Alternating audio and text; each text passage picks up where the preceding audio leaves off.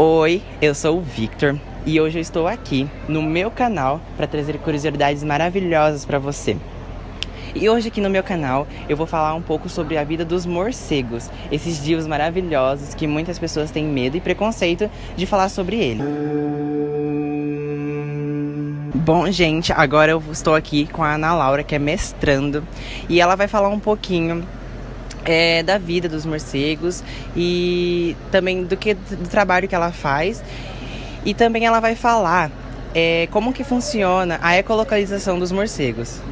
Bom, gente, então, como o Victor falou, né, eu trabalho com ecologia e meu grupo de estudos são os morcegos e eu trabalho com a relação deles com o ambiente aquático, né.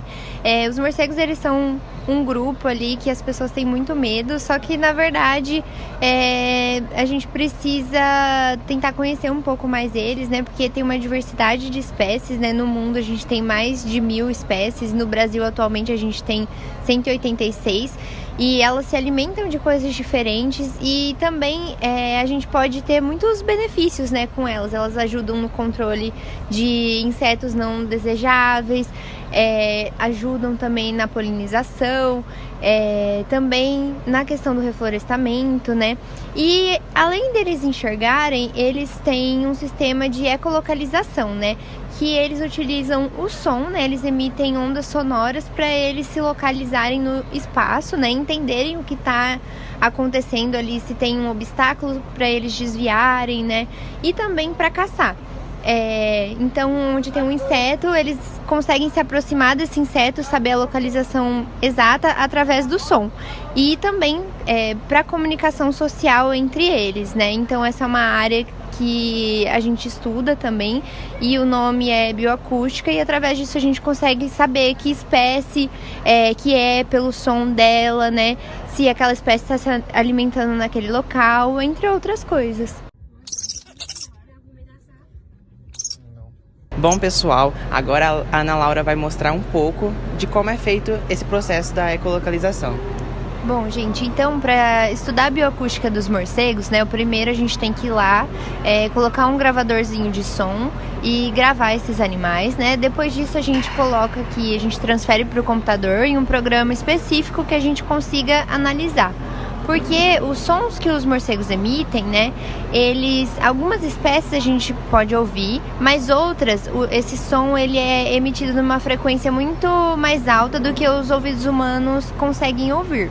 Então, nesse programa aqui, basicamente ele transforma o som em uma imagem. E essa imagem que a gente está vendo é do morcego que se alimenta de peixe, né, o morcego pescador.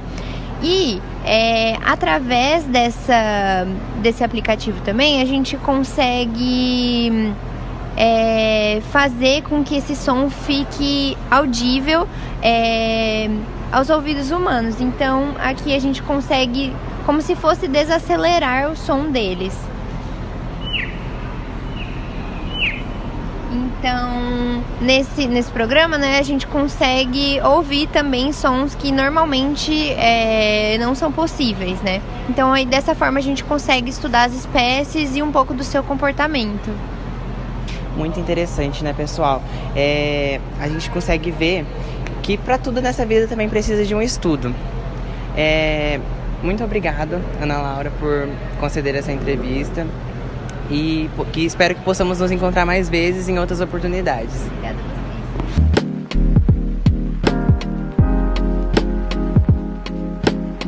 vocês. Bom, pessoal, agora eu vou falar um pouquinho de algumas dessas espécies que são encontradas aqui no Brasil. Primeiramente, eu vou começar falando desses dois aqui. Eles se alimentam de insetos.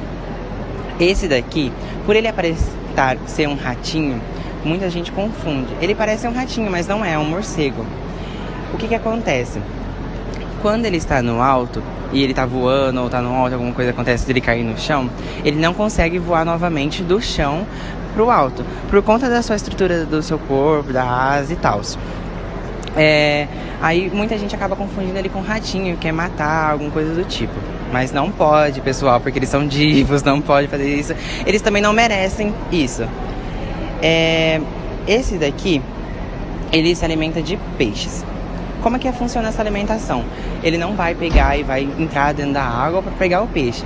Ele vai pegar e ele vai vir. Ele tem uma pata que é assim para frente. Então ele vai vir passando essa pata diretamente na água para poder pegar seu alimento, que no caso são os peixes.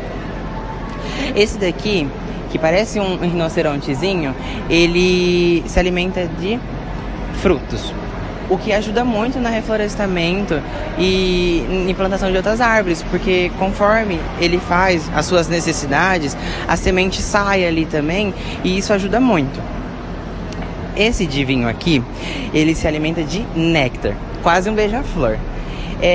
Conforme ele se alimenta desse néctar, o que acontece? O pólen acaba ficando grudado na sua pelagem. Por quê? Porque ele é bem peludinho e também aí gruda o pólen. O que ajuda na polinização de outras flores e ajuda muito na natureza.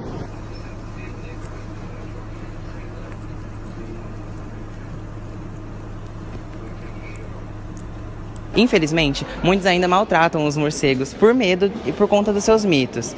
A minha dica que fica: se você vê um morcego, não maltrate, cuide, preserve ele, porque eles são aliados da natureza. Esse é um motivo de precisarmos de morcegos vivos por aí.